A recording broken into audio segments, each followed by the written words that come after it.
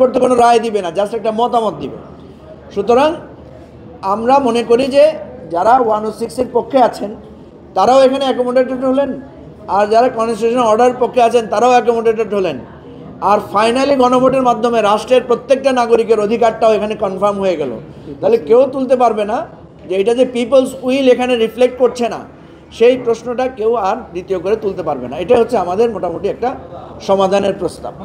আমার একটা প্রশ্ন ছিল, আপনি বলছেন সমঝোতা এবং সমাধান না আসলে আরেকটা আশঙ্কা বা শঙ্কা দেখা দিয়েছে। তো আপনারা প্রত্যেকটা রাজনৈতিক দলগুলো আছে যে আশঙ্কা বা শঙ্কা সম্ভাবনা সৃষ্টি হবে। আমরা বারবার বলছেন যে গণ অভ্যুত্থানকে তো সবাই বৈধ বলছে, গণ অভ্যুত্থানের মধ্য দিয়ে এই সরকারের জন্ম হয়েছে। সুতরাং এখন আপনি সাংবিধানিক বিতর্ক তুলছেন।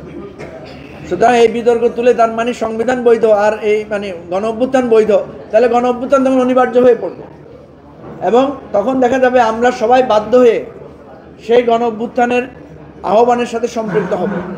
আর যারা সম্পৃক্ত হবে না তাদেরকে তো হেলিকপ্টারের টিকিট কাটতে হবে।